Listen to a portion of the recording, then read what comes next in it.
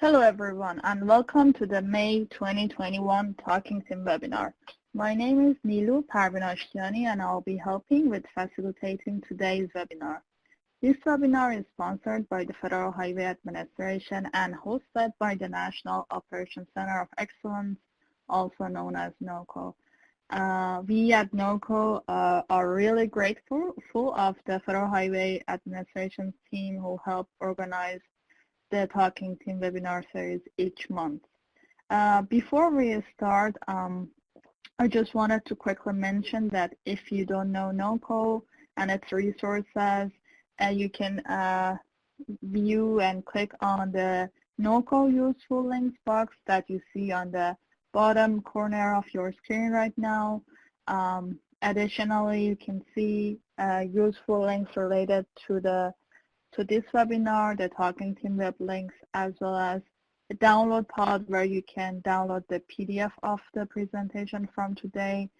This screen will be shared at the beginning now and also at the end during Q&A. A few other logistics I wanted to mention is that we are recording the webinar and that recording along with the presentation slides will be available on the on-demand learning section of the NOCO website. The other item is I just wanted to give you a heads up that we are using the Mentimeter tool during the second presentation of this webinar, so please be prepared to follow the instructions that I will send in the chat pod to open the shared link in your browser and interact with us through that. The attendee phones are on listen-only mode, but please stay engaged. Use the question discussion pod for any comments and questions that come to your mind during the presentation.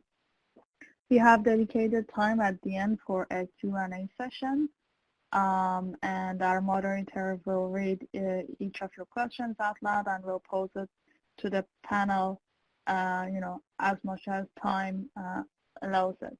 So that's all I had with the logistics, and with that, I'll hand it over to Jim Ostrich to start us off. Jim.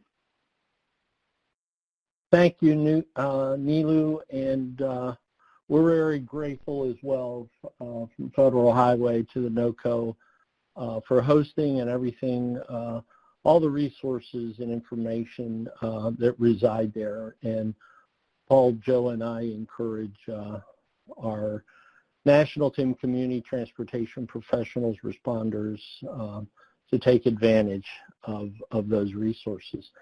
So today we're very excited. We have a number of, and Nilu, I think the slide of our presenters.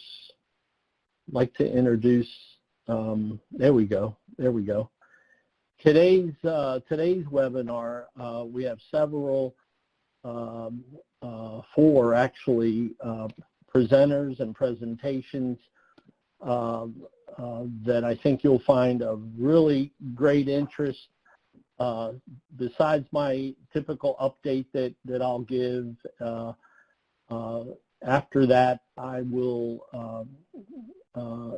turn it over to Vishali Shah, who's the Director of Transportation at AAM Corporation, followed by our dear friend Keith Williams from the National Traffic Highway Administration Office of Law Enforcement and Justice Services Division, Keith, and Norma Jean Griffiths, who you can see here. She is a grade crossing and trespass inspector with the Federal Rail Administration, and then Tony Line Gang with Washington State, and last but not least, Rick Dye and Scott Yinger from Maryland DOT State Highway Administration. And next slide.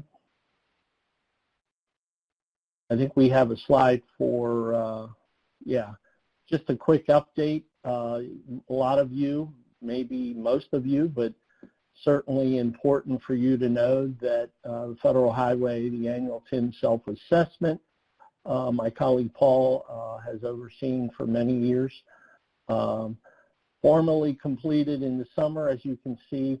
is not going to be completed September through November 30th. This year, 2 submission categories you can see: metropolitan area and other area. Our next gen TIM innovation through Everyday Count 6 focuses on local traffic incident management, just FYI. And so you'll be hearing more about that and additional information to follow in August. Next slide. So unmanned aerial systems, UAS for TIM, is for our June Talking TIM webinar, is a topic. And you can see here we're going to, as part of the EDC6 Next Gen TIM innovation initiative that has already launched for the next through December 2022, UAS is one of the innovations, along with CAD, computer-aided dispatch, traffic management centers, crowdsourcing, and also connected automated vehicles. And as it says here, the primer is forthcoming, going through the review process at Public Affairs. But we have a national team of experts I just would like to share real quick that are part of the EDC6 Next Gen TIM innovation. And these folks are all leaders in their own right and have been, implementing these programs for technology and overall TIM programs. Next slide.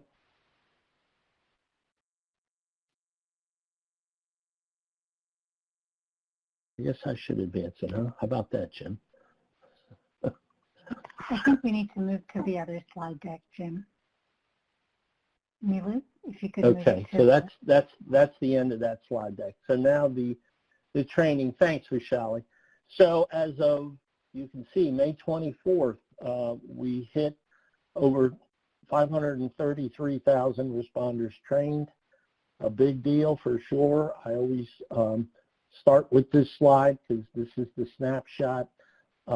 States are beginning to open up and conduct in-person training, which is great news, with precautions, but regardless, this is great news. But I will say that the web-based training continues to increase. You can see there with almost 105,000 responders having taken the web-based training either through the National Highway Institute, which is the training arm for Federal Highway, or our friends over at Emergency Responder Safety Institute and several other states with over 9,000 that designed their own web-based training. So continue to do your great work spreading the word of TIM and engaging in the training. Next slide. I'll move it. I'm sorry. Always share this slide as of today. I checked earlier this morning. Thankfully, it hasn't grown, but we have a total of 21 responders struck bys. You can see the numbers there: 12 law enforcement, 1 firefighter, 7 towers, and 1 DOT Safety Service Patrol. This is one of the reasons we do what we do, and we need to spread the word of TIM and certainly encourage all our partners and stakeholders to take the TIM training. Can't emphasize that enough. Remember, a life, besides being a life loss, it's a family that has, suffers for the rest of eternity, and it's just not acceptable. The next slide, very important as well. I think most of you know, but if you don't, Federal Highway has sponsored 4 train-the-trainer sessions. You can see them here as options. And they've filling up quickly if they're not full already, but don't give up. The registration link, an announcement for this was sent out a couple of weeks ago at least, and within the announcement there was a link to apply. Yesterday we conducted our first one, and it went extremely well, and was happy to see that all the trainers stuck with the class for the entire day. There's always a concern, obviously, when you're doing these kind of trainings and things remotely or virtually, but we had a lot of knowledge check questions and a lot of interactions. So there's still time, I think, and I apologize, there's that misspelling again, East Cost. Oh, and option 2, sorry about that. My bad. And there are some requirements associated with those train the trainers, as you can see here. Handpick, who is going to attend these courses. Unfortunately, we've had a lot of folks that have graduated from the train the trainer and have done nothing, to train the responder community, whether in a silo or a multidiscipline fashion, which is really the best way to train. So these are the requirements, and that's also stipulated in the announcement. Next here is the map of obviously the U.S. showing both the in-person stats and the web-based below in parentheses.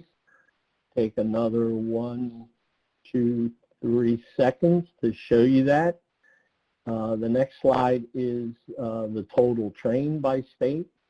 Like I said, 533,000 plus on our march to 1 million plus to train. Here is the goal, the 45% goal map, and I'm happy to report that 25th Pennsylvania was our 25th state to reach the 45% or greater.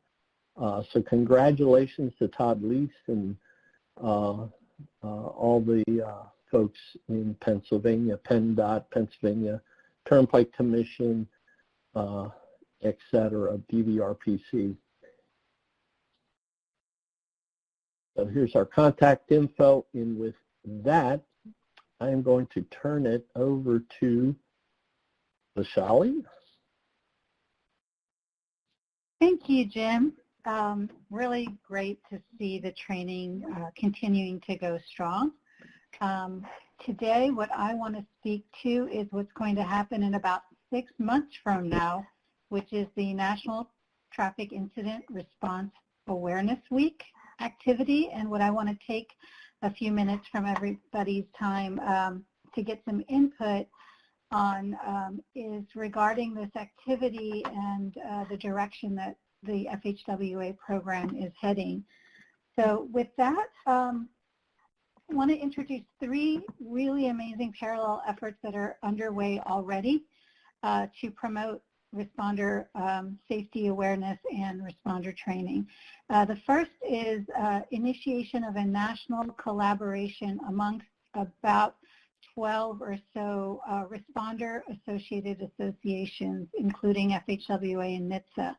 And this group, both from the subject matter expertise as well as communications officer, will be meeting on a monthly or bi-monthly basis to promote social media awareness as well as other strategies to advance both the public awareness as well as responder community focus on the week.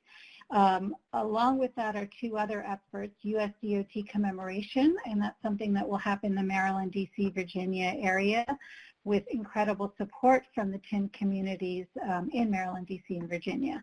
And the third effort is a state collaboration and commemoration effort. And those are a series of webinars that will be taking place the 2nd Wednesday of each month at 3 p.m. on NOCO.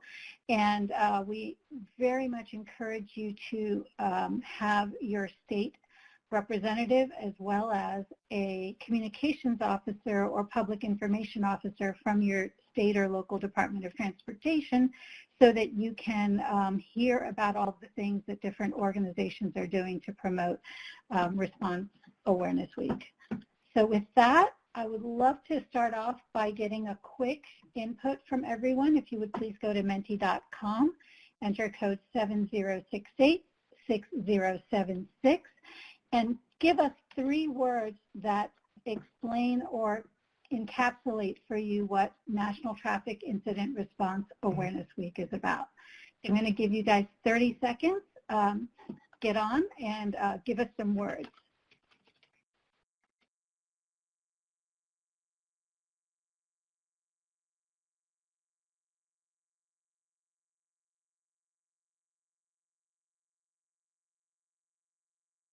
So I see safety at the center, which completely makes sense. Communications, awareness, community. I only see about 10 people entering, and I'm going to hold you hostage till I get to probably 30 or 40 or higher. So please do enter your words, and feel free to deviate from what you already see. Put in something that might be unique or special or important in terms of your perceptions of this week. So we have about 125 participants today, so I only need about 20% of you to go ahead and get on either through your browser or through your mobile app. The code is up top, 7068-6076, menti.com. And this is really the warm-up question to make sure you guys are on. And then we have 3 more questions for you that are hopefully going to be much more participatory and will help the FHWA TIM program proceed as far as commemoration of this week continues. This will be the 6th year of NTIRAW, and so I think there's an opportunity to go bigger, to go bolder, to have a more significant impact. So thank you. We are over the 30 or so number that I had requested, so we will give it 5 more seconds. Put your words in, and then we'll go to the next one. All right. Thank you, everyone. The next question we have for you is, what should the focus be as part of NTIRAW? We know it's about responder training and we know it's about public awareness, but if you had to balance those two, would you go 50-50? Would you put 100% for public awareness, or would you put 100% into responder training?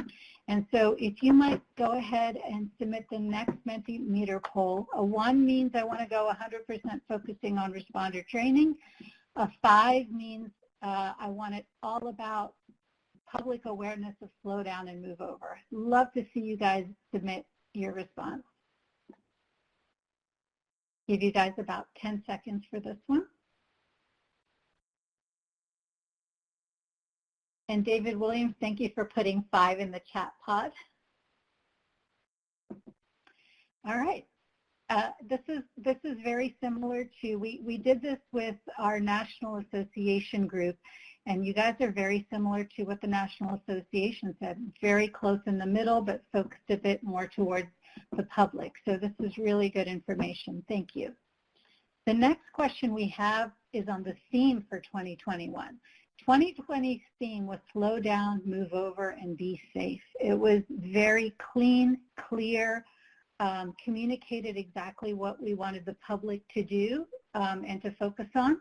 So we want to hear from you. Should we continue with this theme for 2021, or are there new themes or keywords or ideas? So you don't have to give me a full new logo or a new theme, but if there are certain words you'd like to see, let us know. And then if you like the slow down, move over, be safe, then just type in the word keep, or keep it the same. And so we'll open up the next Mentimeter and we'll let you guys put in what your thoughts are for the 2021 theme.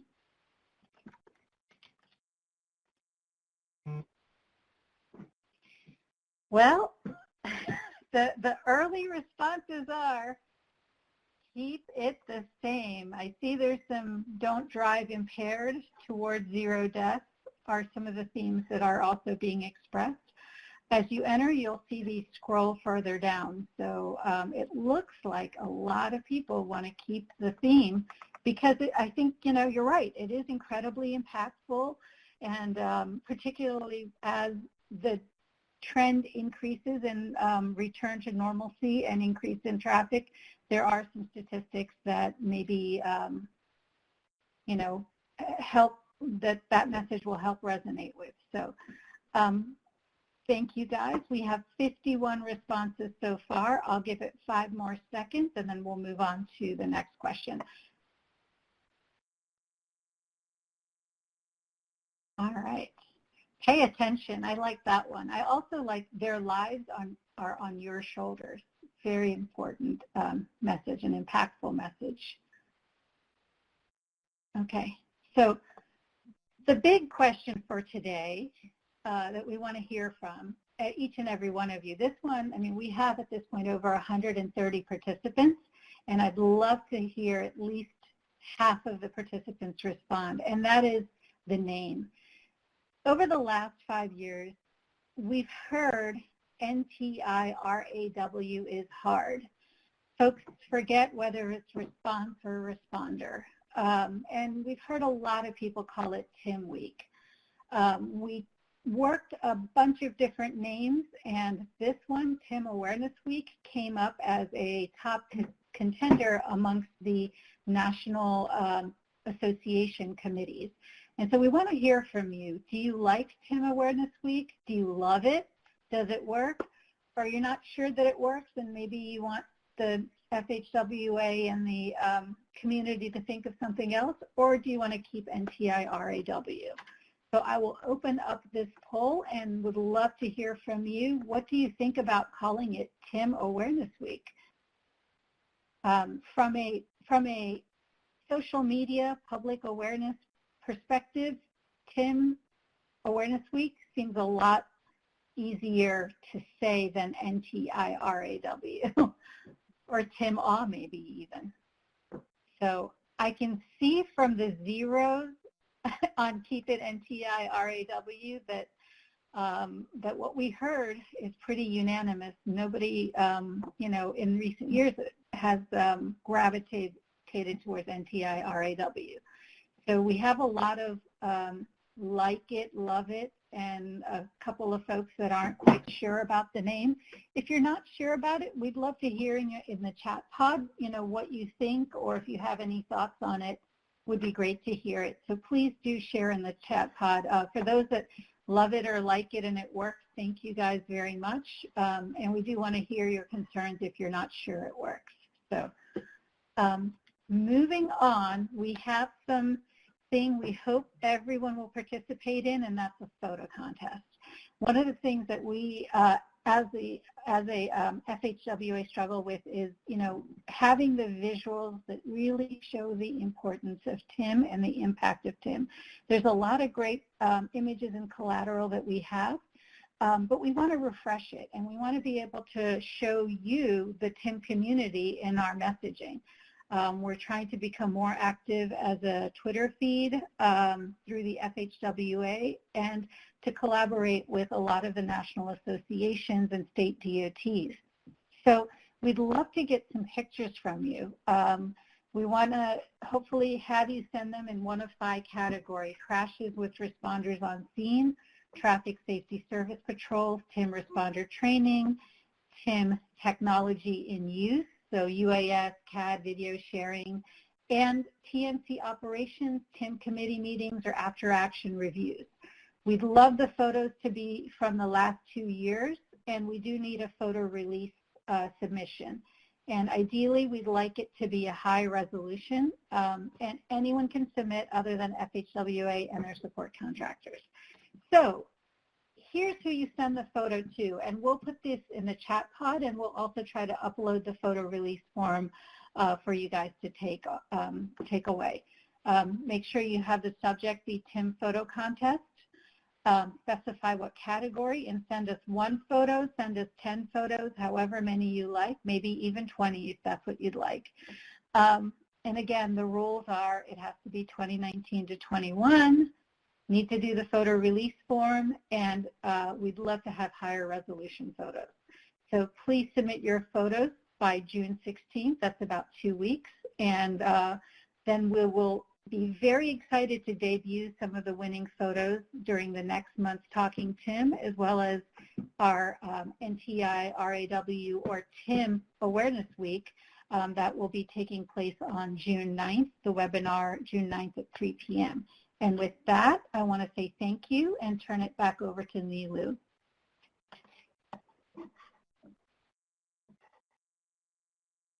Nilu, I've got it here a minute. Vishali, thank you so much. That was outstanding. And I just want to say that this is, this has been, in the works now 5 years. This is our sixth annual event and the official kickoff of TIM Awareness Week. You just got the details from Vishali about our executive committee, national committee involving all the, disciplines from the associations, and of course continued working with states through all states planning calls. But I can't express, honestly, my excitement that this is actually happening. Very similar to how the development over the years of National Work Zone Awareness came about. So you're all part of this, and we're very grateful. And with that, I'd like to introduce again Keith Williams with NHTSA, who's going to talk about NHTSA's role in traffic incident management. So Keith, it's all yours. Thank you, Jim. Appreciate it very much, and I appreciate this opportunity to talk on the Talking TIM webinar. As Jim pointed out, we have a great relationship with the Federal Highway Administration. We take traffic incident management very seriously at NHTSA, and we enjoy the partnership and all the great things FHWA is doing. Certainly appreciate the efforts of NOCO, but more importantly, the TIM practitioners, you all out there on the webinar today, and those that actually do the work in keeping America's roadways safe, open, and clear of incidents. We appreciate that very much. So sharing some data is what we do at NHTSA. Year before last in 2019, we were in record territory in terms of safety on America's roads. All road user categories showed decreases in fatalities, and the rate per 100 million vehicle miles traveled was at its lowest since 2014, 1.14. That was a really impressive rate, and the fatalities were trending down. And then we hit the 2020, and our early estimates showed some disturbing trends in roadway safety. Fatalities in the first 9 months of 2020 rose. We don't have the fourth quarter yet of early estimates, but the fatality rate skyrocketed to 1.35 during the COVID pandemic, which was very disturbing. And as you can see on this slide, the COVID-19 pandemic resulted in some very disturbing trends in driver behavior. And this graph shows the monthly change in the vehicle miles traveled over the months up to September of 2020. And of course, the yellow and blue bars from 2019 to 2020 show the changes in fatalities. And this is something we don't normally see when VMT decreases such a significant increase in the fatality numbers. And certainly COVID had a great deal to do with that. So these trends were certainly related to disturbing trends in driver behavior. And research collected by the NHTSA showed that although there were fewer vehicles on the roads, a number of risky driving behaviors became very obvious. So we learned very quickly that seatbelt use was decreasing. And we understand that because we don't have FARS data, the FARS analysts and the numbers don't come in from the states for quite some time, but we do have emergency medical services data, and we showed a disturbing increase in the number of ejections in fatal crashes. And of course, the ejections indicated a decrease in restraint use. We've certainly seen an increase in impaired driving, and from looking at a number of trauma centers, the prevalence of drugs in fatally injured persons has been increasing. And certainly from probe data and the HPMS at Federal Highway, speeding behaviors have significantly increased throughout the pandemic. And we recognize that risk-tolerant drivers were more likely to drive and increase risk-taking behavior as deterrence through traffic enforcement and congestion diminished. Law enforcement policies early on in the pandemic resulted in reductions in discretionary interactions with the public. And certainly most of those discretionary interactions were from traffic stops. So we had a diminished perception of deterrence on the roads, which increased the risk-taking behaviors. And certainly, I think it's intuitive that as risk-taking behaviors result in more and more crashes, we'll certainly see increased traffic incidents and, a burden to have to manage those. So we appreciate the management of traffic incidents by you all out there in the community. Let's go to the next slide. So, even though there was a reduction in discretionary interactions, it's sad to report that as of yesterday, 633 first responders have died from COVID-19 exposures that were work-related, and 2/3 of those are from law enforcement. So I hate to report bad news, but even though the number of interactions decreased, certainly the number of COVID exposures increased and the resulting fatalities. So I thought you all would be interested in what we collect at NHTSA in terms of fatal crash and first responders. And we have data by both responder vehicle type and person types. I put together this summary table. We currently have information for law enforcement, police vehicles, fire, and ambulance, and the person types that go along with those vehicles if they happen to be struck as a pedestrian. As you can see, we have data going back a long way from 1982. This is 82 to 2017. 6,095 first responders have been fatally injured while doing work in that community. And I think it's important to note that as of 2021, we made some changes to the FAR's collection manual, and we've added towing and recovery vehicle types as a first response vehicle and person type. So we'll be starting to have data on that starting this year. And I think it's important to also remember that we do some work in pursuits and collect pursuit data. We also have that back to the 70s, I think, 1970s for law enforcement pursuits. And you can see the numbers there. They vary from 300 to over 400 per year. But I think it's important to remember that a law enforcement pursuit is a traffic incident. It's just a traffic incident that moves, and it must be managed probably more than other stationary traffic incidents. They're very dangerous, and the management of those is very important. And we're doing some work on that, and I'll show that to you in the upcoming slides. So I have my muck updates wrong here. This is actually the 5th edition and the 6th edition. So the 5th edition, we included some TIM performance measures. I think everybody's probably aware of these, but we included tow workers, secondary crash data elements, and roadway clearance time elements. And we're now working on the MUC 6th edition. I'm on the team for that, and we've kind of paused revisions. And the data center at NHTSA is going to do a study with law enforcement officers to try to better understand how they investigate, all crashes.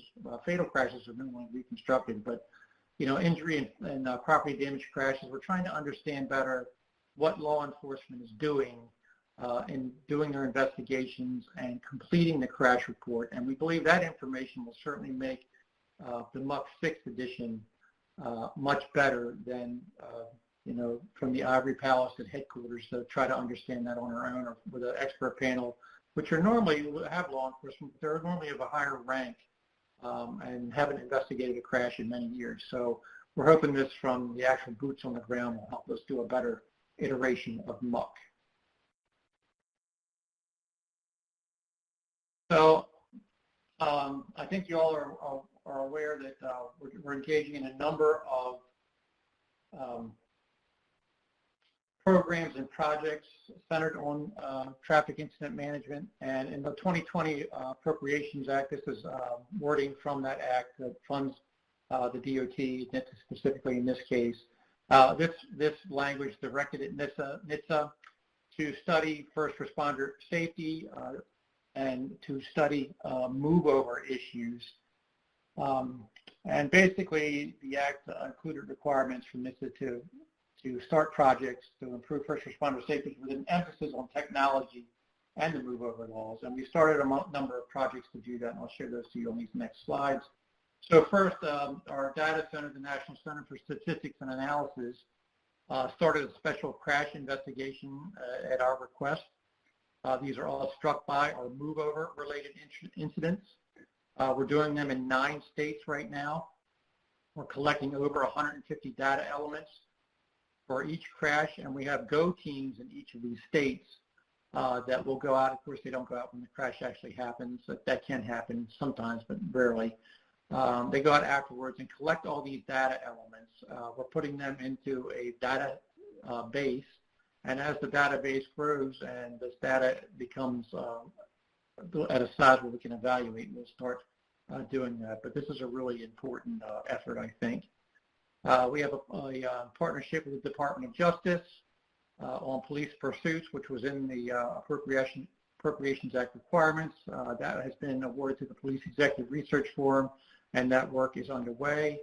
The ITS-JPO, which is the Intelligent Transportation Systems Joint Program Office, they're testing, it's a loan program where they're buying technologies and they will loan them to DOTs with a provision that they have to evaluate the safety benefit, or if there is one, of using that technology in a work zone. So that's a really good project. We have a lot of projects with Federal Highway Administration. I'm assuming that many of these may have been talked about in previous Talking TIM webinars, but there's a Move Our Law Compliance and Efficacy, there's some technologies and movable barriers, struck by injury research that we're hoping that our NTSA study will provide data to. There's some work on connected and autonomous vehicles and some human factors related projects ongoing through a partnership with FHWA, and we really appreciate that partnership and the results that will come from these important projects. And finally, I just wanted to end with that all 50 states and DC have move-over laws. They're very important. We're trying to understand them better and how to better communicate with the public, the responsibility to slow down and or move over. I didn't put the website up here, but trafficsafetymarketing.gov is where you can go to get these materials. They're all free. You can use them, and they're all available to you. There's some CMS sign language up there that you can use for move-overs that are NHTSA compliant. So all those materials are certainly available to you. And that's all I have for today. I appreciate the time to join you all today. I wish you all the best. Please be safe out on the roadways, and thanks so much for your efforts in improving the safety of America's roads. And Jim, I'm not sure if I go back to you, Vishali, or Nilu, but thank you for the time. Keith, thank you. Just tremendous presentation.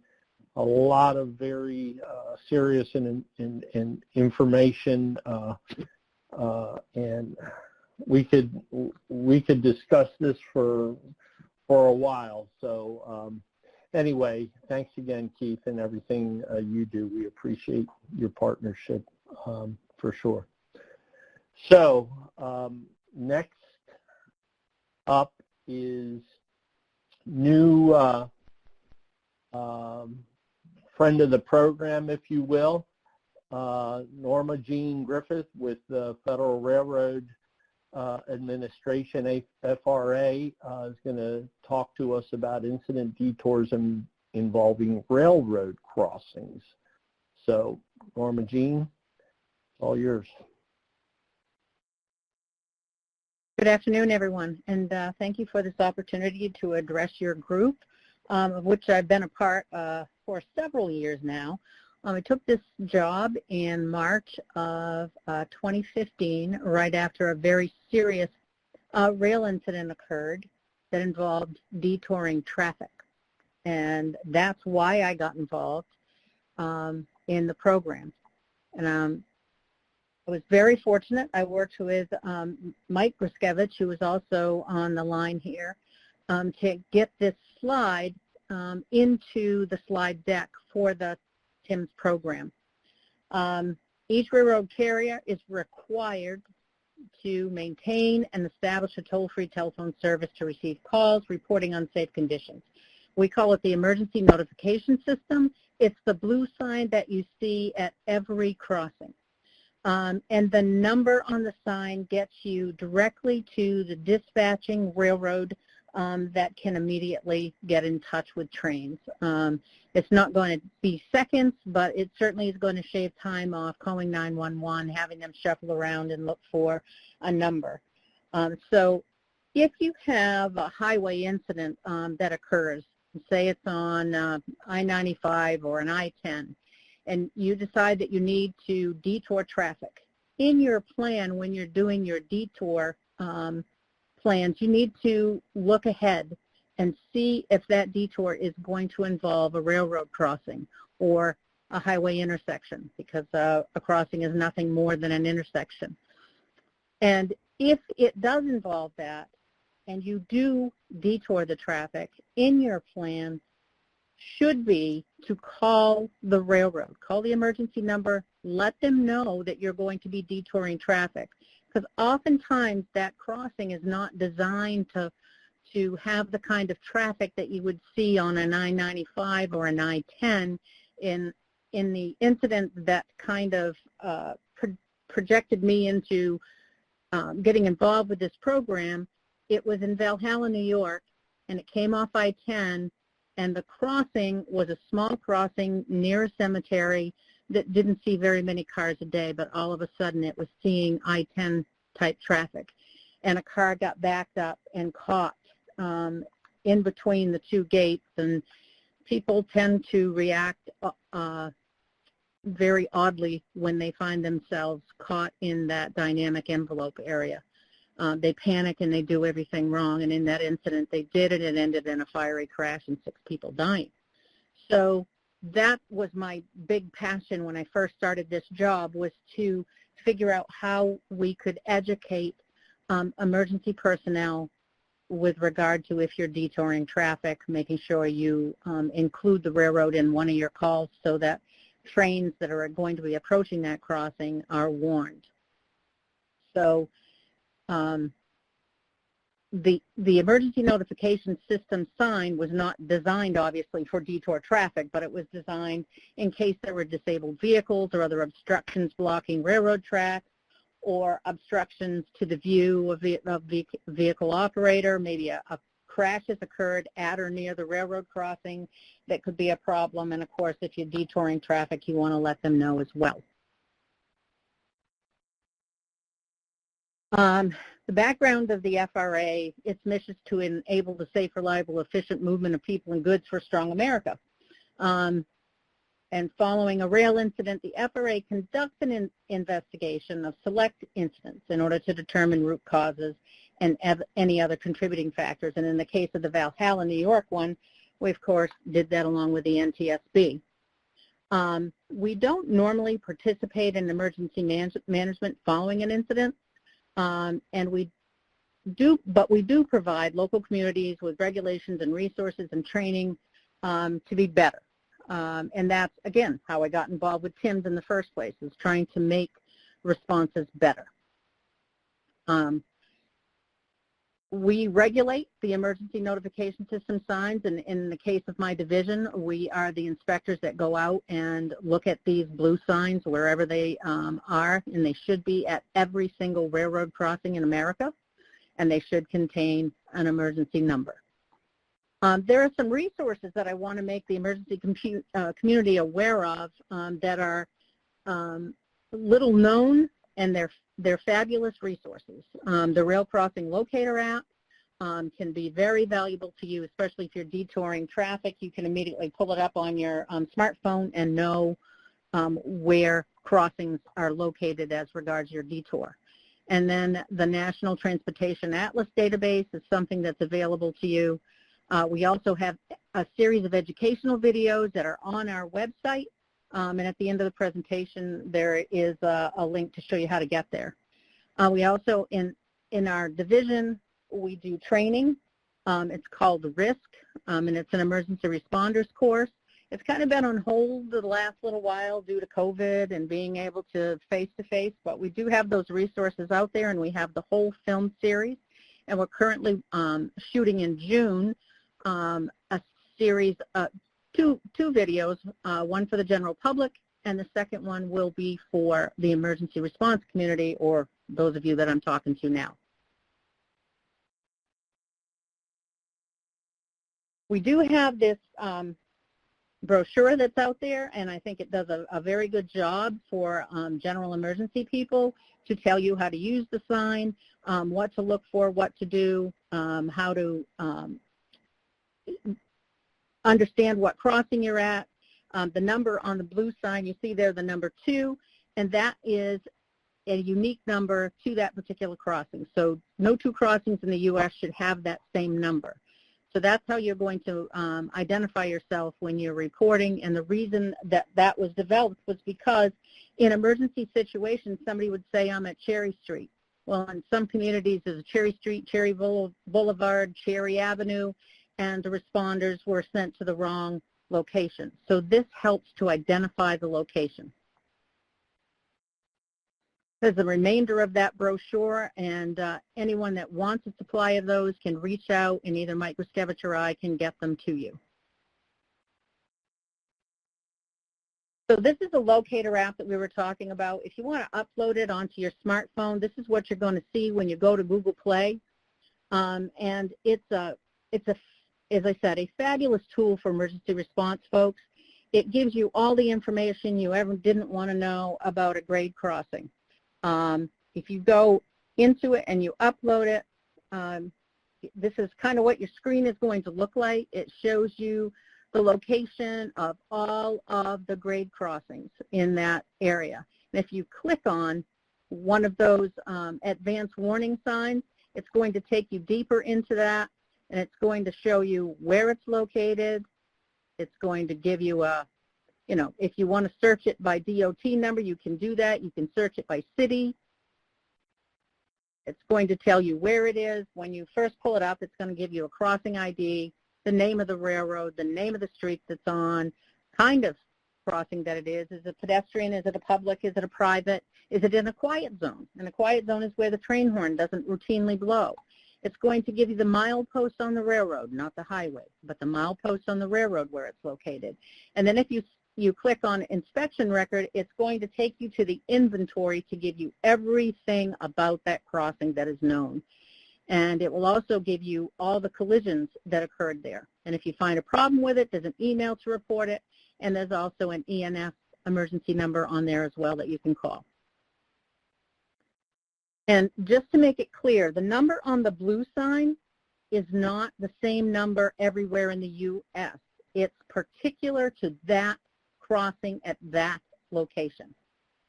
So if you call 911, they're going to have to look for the right railroad, but that number goes directly to the dispatching railroad. So this is what the inventory report looks like when you open it up. It gives you every bit of information that is available for that crossing. Traffic, the whole 9. What kind of crossing protection it has, how many gates, how many lights, how many whistles, how much traffic goes over it, how many trains a day go over it. And it gives you a GPS location. This is the email that we were talking about. If you find a problem, should you come to a crossing, you can report it yourself. This is that number that we were talking about, the 800 number that goes if you find a problem with the ENF sign. And these are just more, as you dig down into that, more things that are available.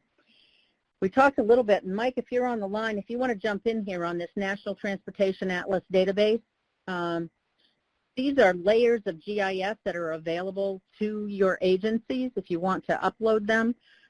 There's a way through the FRA to be able to get access to them. No, Mike, perfectly.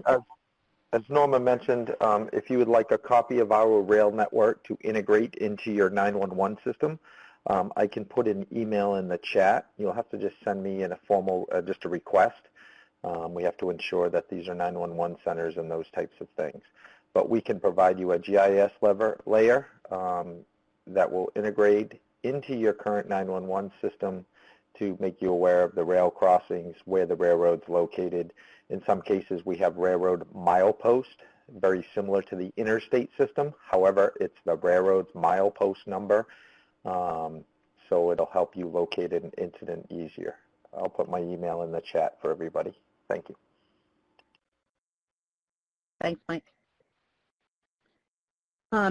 The series of informational web-based videos that we were talking about earlier, they've been developed by the FRA. Mike and I have worked a lot on those along with other folks in the agency.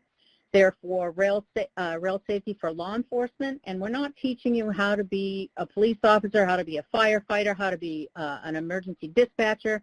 We're teaching you how not to get dead while you're doing that.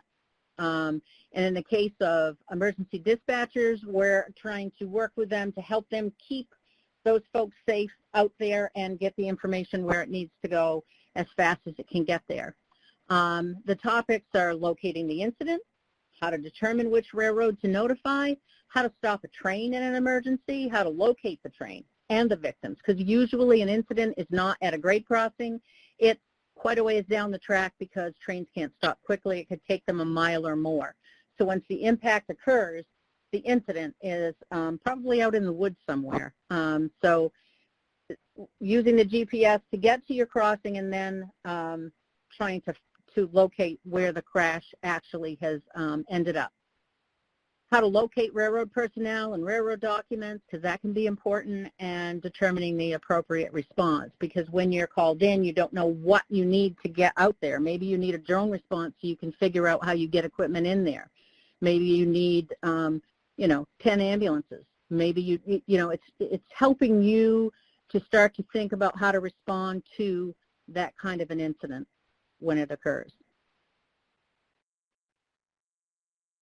The responder course, as I said earlier, the risk course, unfortunately, at least in New England, we don't have it rolled out yet due to COVID, but that is coming soon.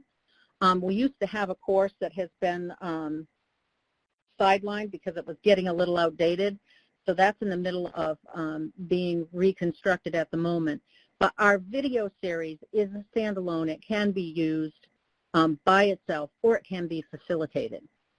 As I said, the Operation Lifesaver course for RSER, it was called, was discontinued in May of 2017, but we are replacing that with the series of videos that we have in the new risk course that's coming out very shortly. As soon as we're allowed to gather again, we'll be, people around the U.S. will be getting trained in that class. We make that available to 911, RTC, fire, police departments, game wardens, environmental, essentially any group that will listen to the message. I often in New England teach mixed classes. We'll have somebody from every one of those groups in a class, which is very helpful, as a great deal of information is passed back and forth. TIM's classes as well. I've been given the opportunity at many TIM's classes to get up and talk about the ENS system. And why it's important and why these detours, it's important to notify the railroad. So this is your train. You might have a freight train, you might have a passenger train, you might have passengers that are injured, you might have a freight train that, is involved with a grade crossing, and you need to be prepared for whatever that incident is in your community. They travel at highway speed. Some of these trains are going 79, 80, up to 110 on a closed corridor. So, the impact is going to be very severe if a car is impacted by a train. Weight is between 1 and 12 million pounds or more, so it takes a mile or more to stop. So if it sees the incident unfolding in front, the engineer does, chances are he or she cannot stop in time before they strike whatever is at the grade crossing. So it's already too late. And you should always expect a train in either direction at any time. The average rate of a locomotive is 450,000 pounds. It's 5,000 gallons of fuel. So you got hazmat there. You got 3,000 volts of electricity. You've got a couple of crew members up in the front of the cab, and they only have the horn, the bell, and the brake to avoid the collision. They do all of that, and they hope and pray that the train stops in time. If you're an emergency responder and you go out there, you have to remember that that train crew is in as much shock as whoever has been struck by the train, and they're having a very hard time in most instances dealing with what just happened. So this is from the train crew's perspective. That's what they can see. So they're always looking around, you know, is somebody going to jump out of the bushes? Is there a car ahead? And trying to be prepared for whatever might happen. And when this happens, you know, a little PTSD can occur. They're thinking about what happened the last time this happened to them. So, again, they're probably in shock. You know, when they see this, all they have is emergency braking.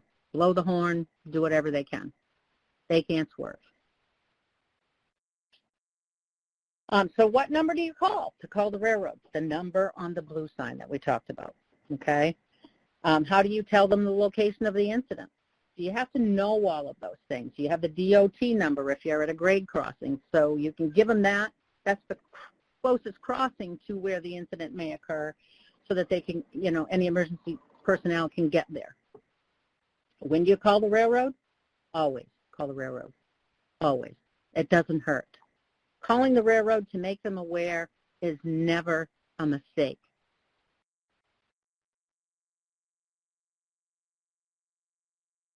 Call them immediately when comments indicate possible railroad involvement or proximity to a track. It doesn't have to be on the track in order to be fouling or be close enough to the track to cause a problem for an oncoming train. Call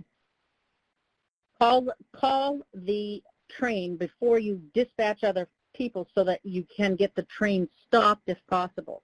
Again, it takes a mile or more to stop a loaded freight train. And that's going 55 miles an hour on a flat, dry surface.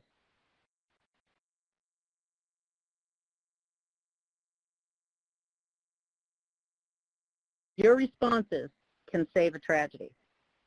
So when it's over, if nothing is found, be sure to relay the information so the railroad can resume its operations, because once you stop trains at that track, you own the track until you let them know that the track is clear and it's okay. So whoever calls has to call back and get the track released.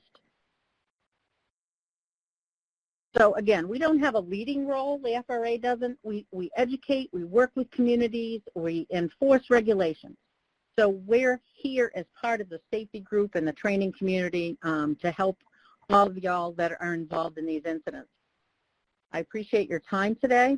The training videos are at www.fra.dot.gov under In the Spotlight. The opening screen, scroll all the way to the bottom, and there's a whole series of videos there. And we also have training brochures that are online, or we can send you physical brochures. Thank you very much. Okay, Norma Jean, Michael, thank you very much. That was very informative and important for sure. Thank you for what you do and being a partner as well. So next up, our friend from Washington State, Tony Leingang. Tony's the State Incident Management Operations Administrator, and he's going to talk about their virtual coordination center along with TIM program initiatives. Tony? Yeah, thanks, Jim. Yeah, so I'm going to quickly run through some of the things that we're involved with. A lot of things in the works today, or this go around, and so a little bit of an update. To start with, I'm going to mention that we just recently, in the fall, late fall of 2019, put together a group of folks to really update and create sort of more Washington State-centric TIM training for folks that would be a little more meaningful with pictures and topics that are still aligning with the national program, but at the same time kind of more meaningful to the folks that when they see, places in the training and maybe even people they know participating in this stuff. We also added a lot more emphasis on the arterial side of the house, trying to bring in that part of things, in addition to emphasizing how our towing services folks are part of the team as well, and so a lot more information in there about that. One of the cool things that just is emerging now is we were one of the states that received the Works on Data Exchange demonstration grant. Haven't gotten started with that yet now, but we officially expect to very shortly.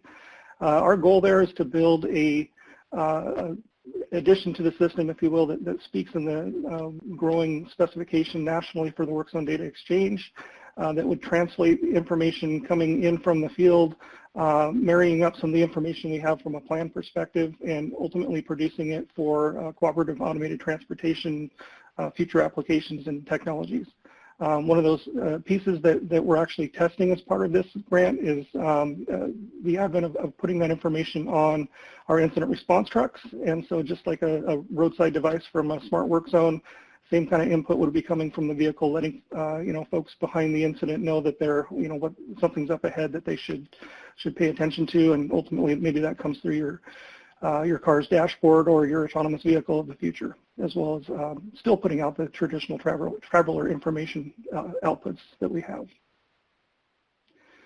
We're doing a lot of stuff with data, working to not only work on scene clearance with a massive fleet now, 71 UAVs that are state patrol partners, all the detectives and local folks that should have a UAV and or a laser scanner. The pictures that you're seeing here are from the 2017 derailment, Amtrak derailment on I-5, and it just really expedites the scene to make things go quicker with a ton more data points to really help tell the story of what happened out there. Similarly, we've always had a system that our incident response folks use to track all of their activities. It's called the Washington Incident Tracking System, or WITS. Now we're starting to use the Tableau reader function to sort of tell the story of not only where are we deployed, but where should we be deployed.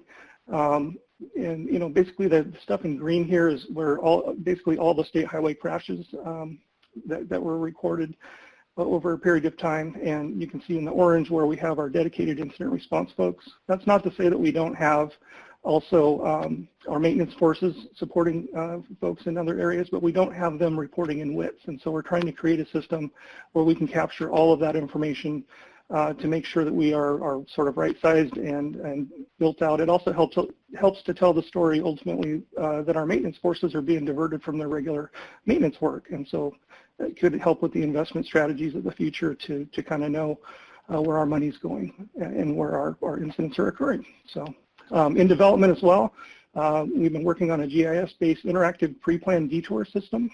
This is really helpful when we kind of know before we get out to an incident that the local responder groups have thought about what they would do and where they would put folks. This thing will have layers that will not only just tell you what the route is, but what the resources are, what the personnel needs are, perhaps information that is restricting where trucks shouldn't go because of low bridges or freeze-thaw, issues with local roadways. So that's a cool thing that we're still working on. We've been working with joint operations groups for some time now. One of the first major ones that formed up was the I-5 Joint Base Lewis-McChord Joint Operations Group back in around 2014. And it was proved to be very helpful when we had that train derailment I mentioned in 2017 because we're meeting all the time with these folks and understanding each other's needs. Talking about the limitations we have. This is where we had been working with coordinated pre-planned detours that system I just mentioned will support. So basically we kind of know what we would do right away, and it's because we're getting together all the time and talking about these things. We're still, a big part of my role is to work with these as they form up and try to help them get on their way with a charter development process. We have some stuff going on in the Tacoma area now, adjacent to the JBLM group. We're working on how to treat the mountain pass system as a unit instead of individual passes. And this past year, we were able to get some supporting language that talks about the need for this and really advocates for it in our joint operating policy statement with State Patrol and the Washington Fire Chiefs. So sometimes the catalyst to create a joint operations group comes from a big incident. Here you see a propane truck incident that occurred in the Seattle area that really kind of messed things up in a big way for the Seattle area that day. It was a tanker truck. It was loaded with propane. It couldn't stop and ran into 4 other vehicles and rolled over. Basically, for 8 hours, it kind of turned the city of Seattle into gridlock. this is what it looked like that evening. So from that, folks got together, leaders and others, and decided that we really should formalize how we work together better. And so the formation of the Seattle Area Congestion Management Joint Operations Working Group was spawned from that. And so basically our process is to get the leadership at the top levels. Here you see our Secretary of Transportation, State Patrol Chief, King County Metro Transit, and the leadership from Seattle DOT and Seattle Fire and Seattle Police, all signers agreeing that this is how we want to do business together. From that, we get to the Virtual Coordination Center. Basically, it was decided that there should be a system that we can kind of work together and be on the same page as an incident grows and happens. And so we expanded the group from the SAJOG charter and started including the private sector partners in the area as well as University of Washington folks to help us, guide the process towards building this new system. So it's basically an information sharing portal where we kind of see the process there, but there's really three different sort of columns of types of things that have to happen. You have the folks working with the incident at the scene in terms of a response. You have folks trying to work with the congestion management side of traffic management, getting folks around or understanding what the situation is, and ultimately getting that information out to travelers and perhaps, as I mentioned with private partners, maybe the major employers about what they should or shouldn't do because of the incident at hand. And then, of course, always debrief and learn from things afterwards. So that's essentially what the system is that we're trying to build now. As I mentioned, we have the incident management team, the congestion management work stream, and population movement work stream. We're focused right now on really developing a concept of operations, the governance structure that goes along with that. All of this is going to be in a cloud-based virtual environment that needs to be secure. And so how do we make sure that the information is shared equally and clearly, and we're on the same page from incident scene management all the way to what we tell the public. Here's a larger view of the same, basically all the parties involved with this development process. On the bottom left here, you have those three groups I just mentioned as our business work stream folks. But obviously we have a lot of technical architecture to work on, data management. There's an executive oversight group that is kind of keeping an eye on what we're all working on, a steering committee to guide things, and then the project management team below. So a lot of moving parts in this process that are functioning now. So we start as part of the process. Here's a lot of geolocated incidents that we already were able to grab. And we're kind of seeing what we already can take and institute into sort of an integrated system with regard to the VCC and integrated CAD systems.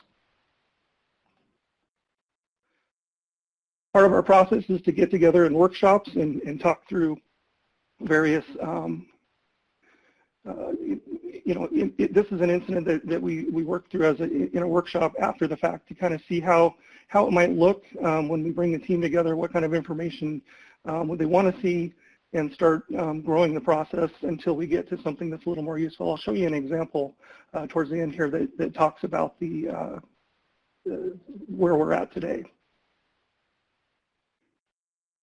But basically, we're taking that raw data from all the different sources, and there's a cleaning process that needs to occur and filtering things.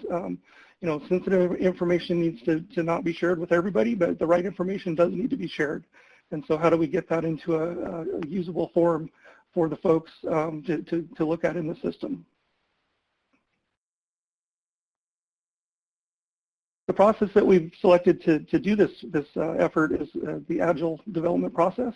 Basically, we're working through a sort of circular process where, it's just a constant feedback loop.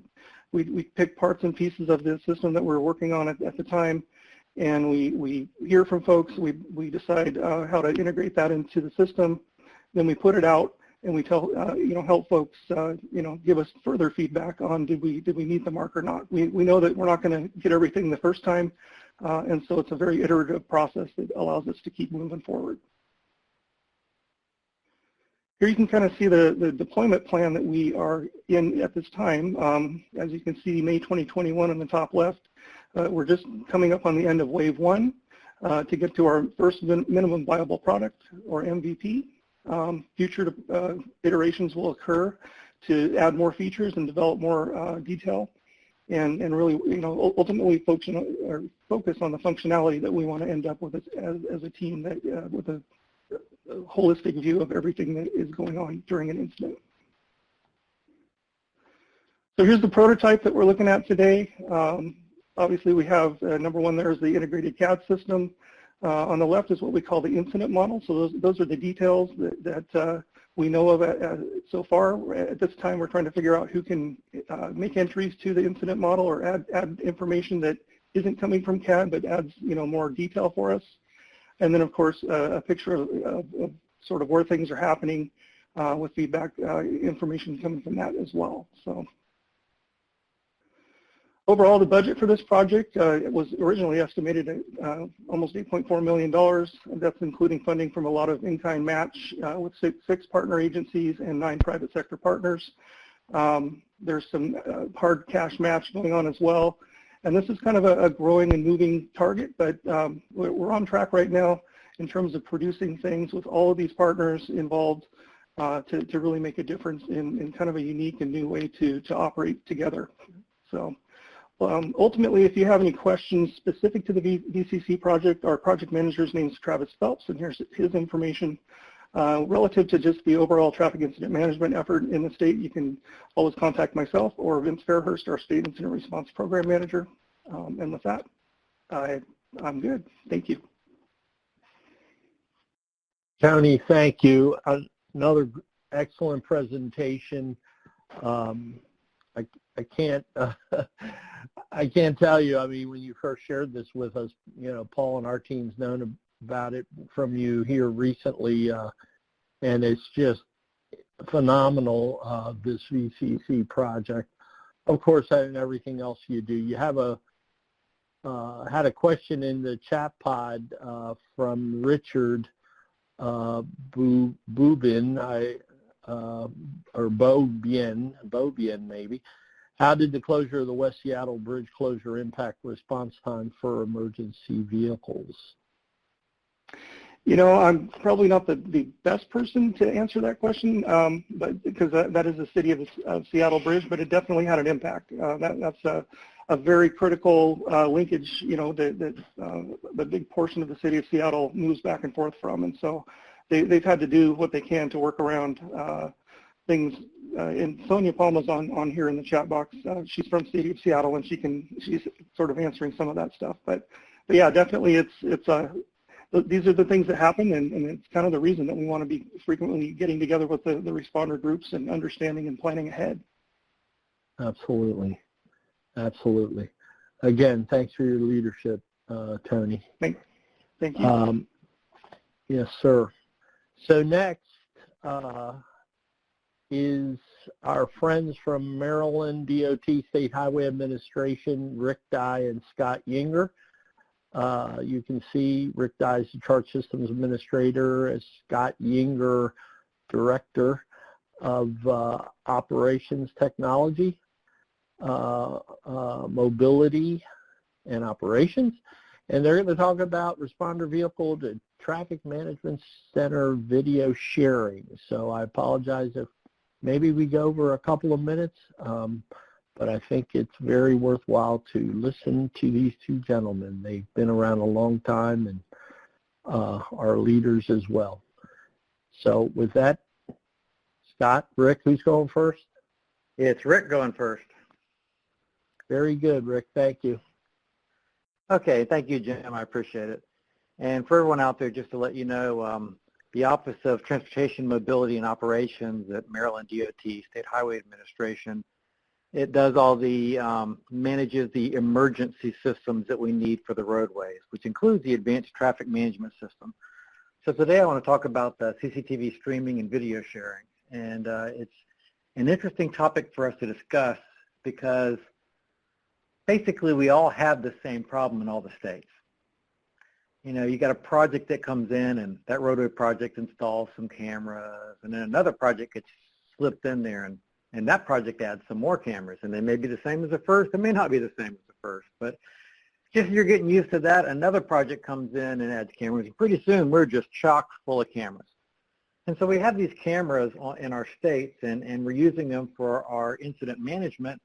And for the most part, they meet our needs because something can happen out on the interstate. And in this particular case, it was just a missile truck flipped over in Maryland, and it was back during the Gulf War. And we all panicked, but as it turns out, there were no munitions. But we know how to respond to that. We had our cameras out there. We had our responders get out there. We moved traffic around it. Really, it was luckily in a fairly rural part of the state.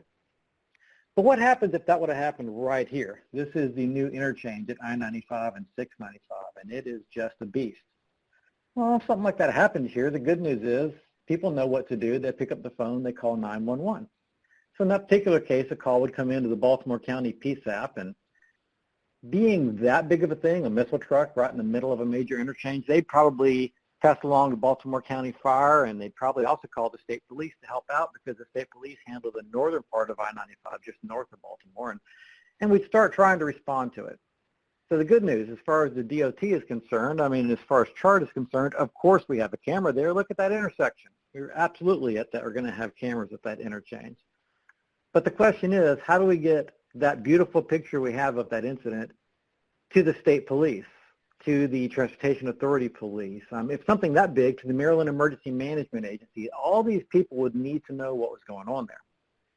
Well, years ago when we were building these types of advanced traffic management systems, we did have a way of doing that.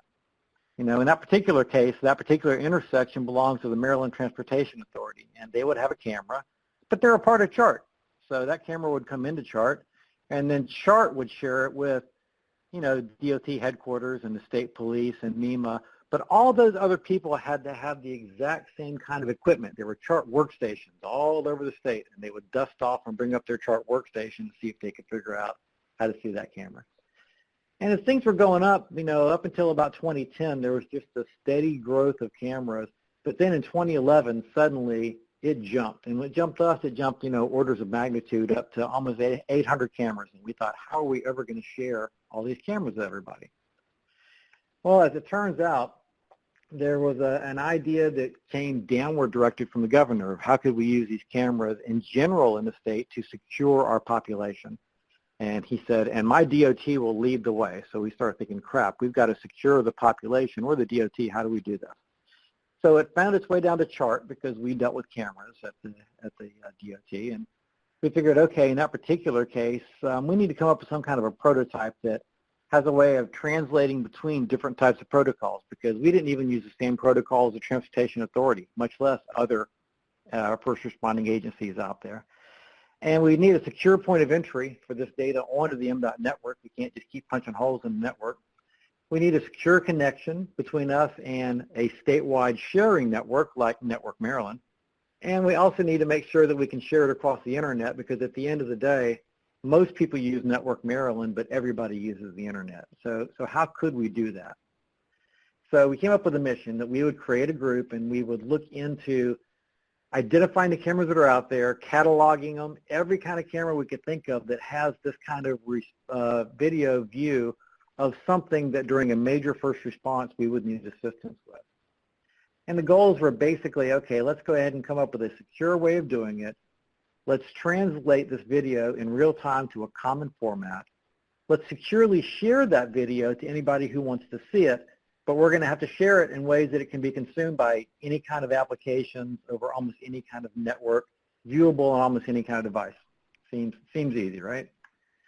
Well, the good news is the basic building blocks of video interoperability, there's two steps. One is you translate the video, transcode it, and the other one is you stream it somehow. So we looked at a bunch of different formats and realized that of the different formats out there, H.264 was a good stream that most types of devices could see. But now we got to worry about bandwidth, because remember, I keep talking about Transportation Authority. For those of you that have toll authorities out there, they tend to have lots of money to put in lots of fiber, so they tend to have lots of very high bandwidth video. Well, that, 12 megabit per second video is not going to make it out to your cell phone very well. So how are we going to do this? This is back in 2011.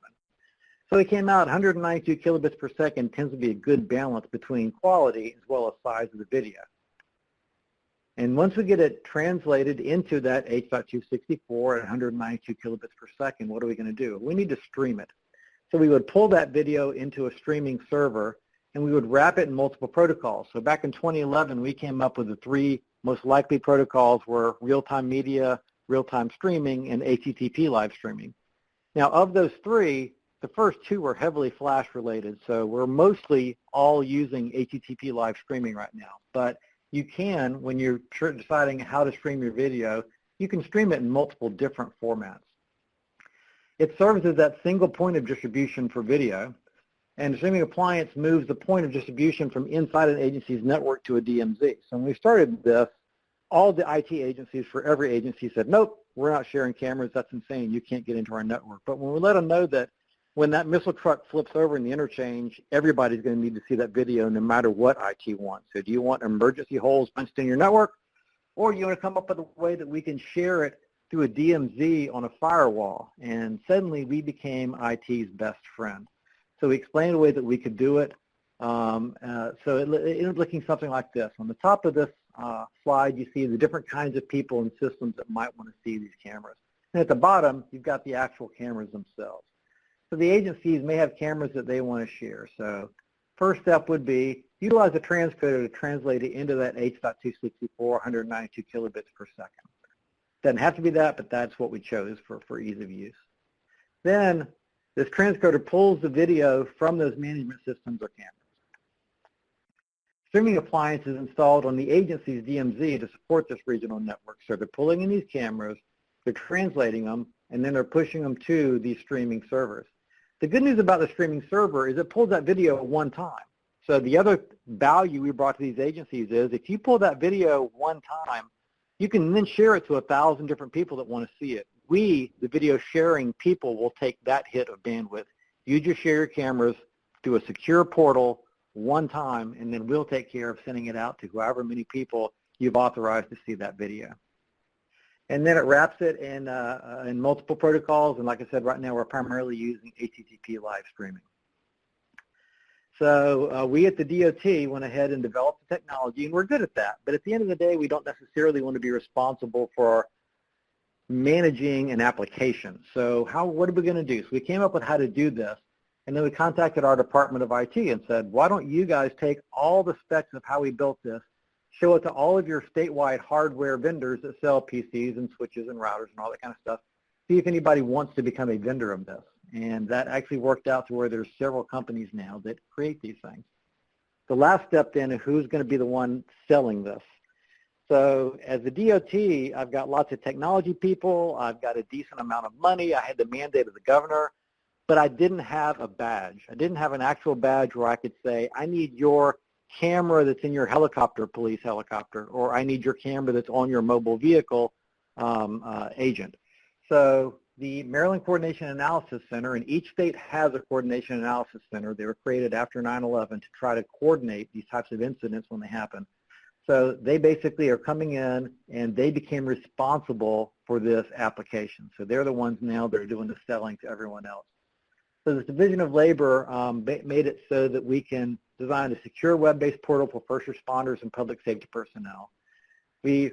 Organizations throughout the region, state, federal, local, they can all use this to share their applications, but they only share their videos to people that are authorized to see it. And if you look down there, you see where that orange line shoots up above the blue line. That's when we gave it over to Coordination Analysis Center. And as of December 2020 in Maryland, in the National Capital Region, we're sharing over 14,000 cameras now between 3,889 public safety accounts. It's been hugely successful. And so the last part we want to tell you is that now that we're sharing all this video between these different agencies, the last part is what's the most popular kind? And the most popular kind of video tends to be mobile video. So this mobile video is now the talk of the town, and that's what everyone is really interested in. So Scott wants to talk about our mobile video that we're also sharing through this application. Yeah, thanks, Rick. And here in Maryland, we're blessed to have Rick, who's the architect of all this video sharing, but also he's the brainchild of our advanced traffic management system. So with that, they are connected. So from an operational standpoint, as soon as we enter something into our chart ATMS, it automatically goes to MView, and MView automatically finds the closest 4 cameras to that incident and broadcasts it through their video wall.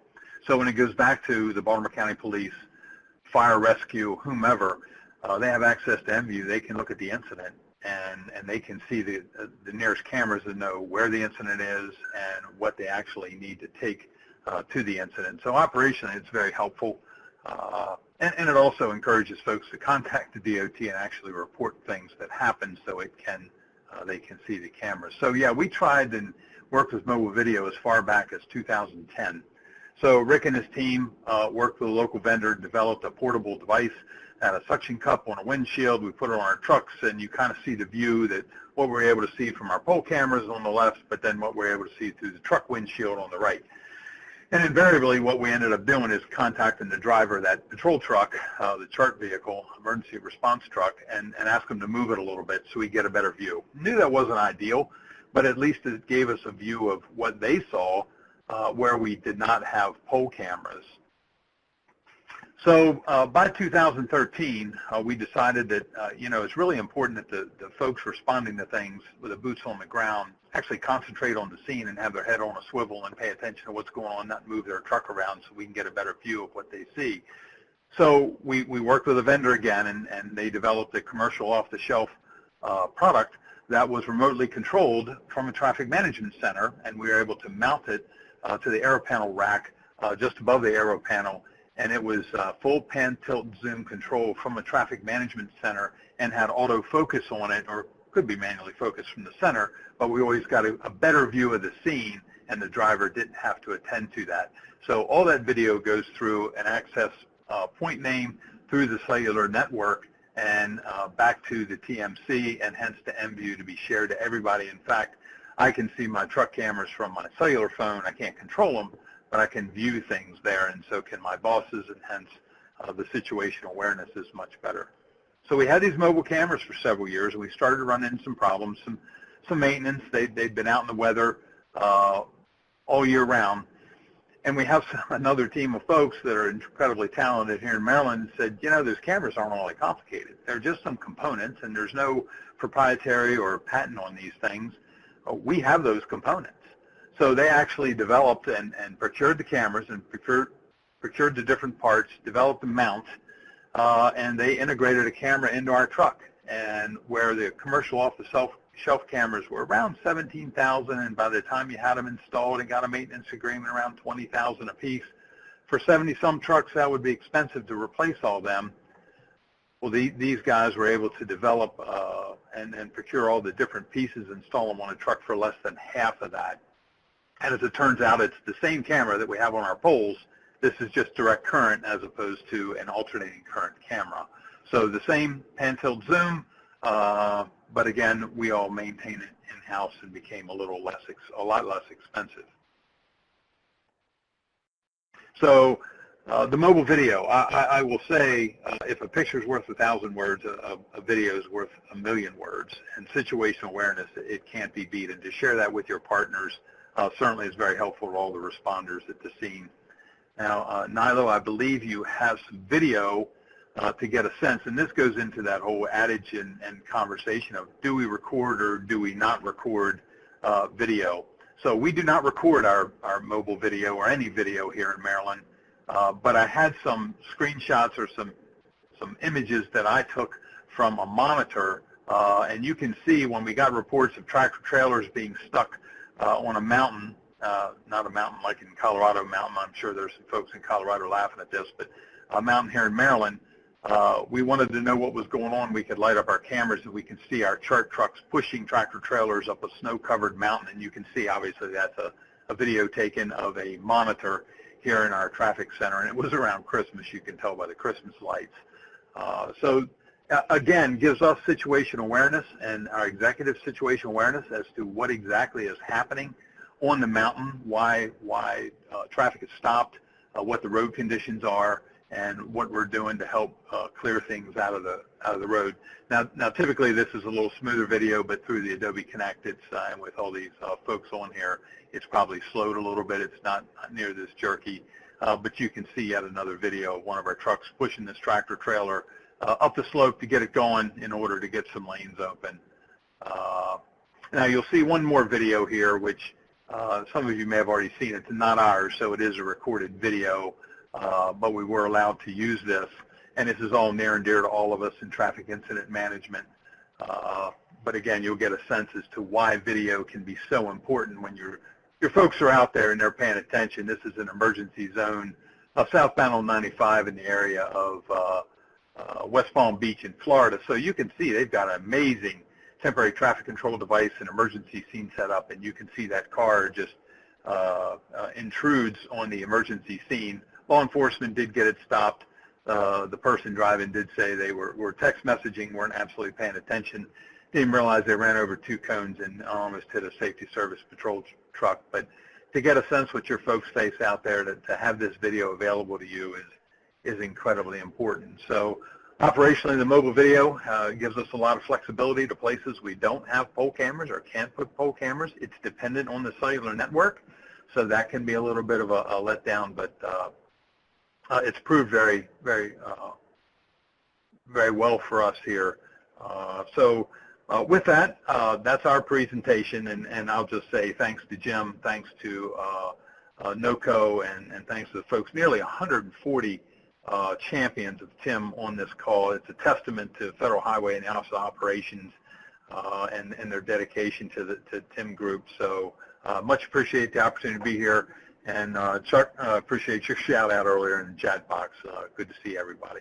Thank you all. Any questions? Happy to take them.